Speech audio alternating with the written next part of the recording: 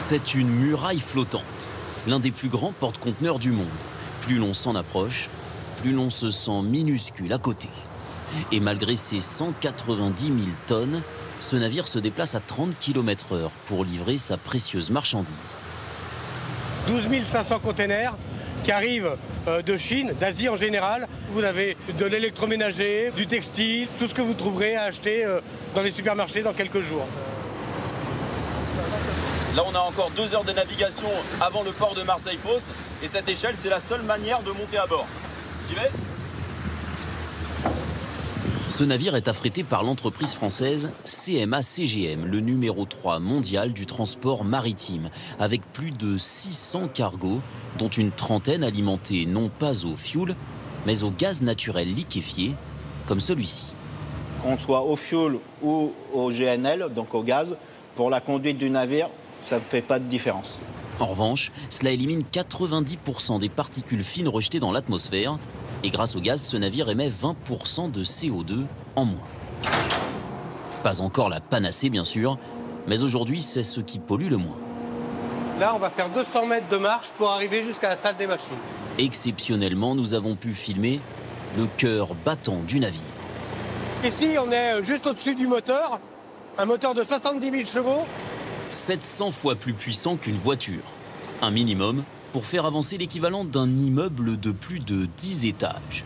Là, on a l'hélice qui est juste derrière la cloison, qui est attachée à la transmission qui est là, qui est directement attachée au moteur. Et désormais, pour la faire tourner, le fioul n'est plus le roi.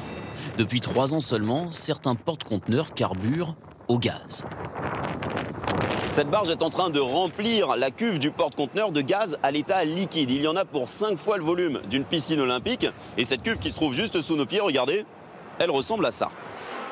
Ce réservoir rutilant, c'est le symbole de la transition énergétique de ces navires. Un réservoir 1,5 fois plus grand qu'un autre au fioul, situé juste ici, regardez. Il prend la place de 168 conteneurs et autant d'argent. En fait, ces 168 conteneurs sont à ramener aux 15 000 que peut transporter le bateau. Oui, on perd un petit peu, mais pour gagner beaucoup plus sur le nombre de CO2 émis par conteneur. Consommer moins de carburant, cela se joue aussi au 12e étage du siège de la CMA-CGM, dans cette salle encore jamais montrée à la télévision. Ici, chaque navire est suivi en direct et son itinéraire modifié pour emprunter la route la moins polluante. Exemple avec ce trajet entre la Chine et les États-Unis. En bleu, l'itinéraire prévu par le commandant à bord. En orange, celui calculé ici à Marseille.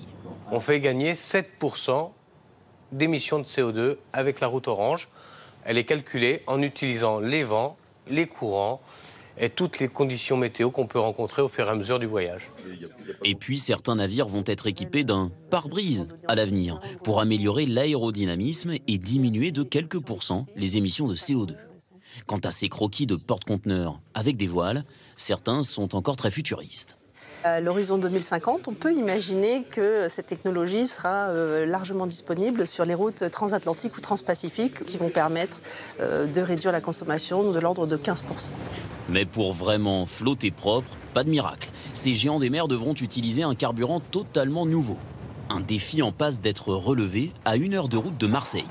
Ici, on mélange de l'eau, de l'électricité et du CO2 émis par cette aciérie voisine pour créer un carburant vertueux. Explication.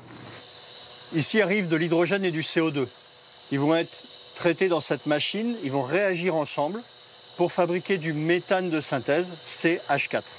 Pour remplir la cuve d'un navire, il faudrait une usine 100 fois plus grande que celle-là. Et des cuves ultra sécurisées pour éviter toute fuite. Cela nécessite des centaines de milliards d'euros d'investissement et un petit surcoût pour le consommateur.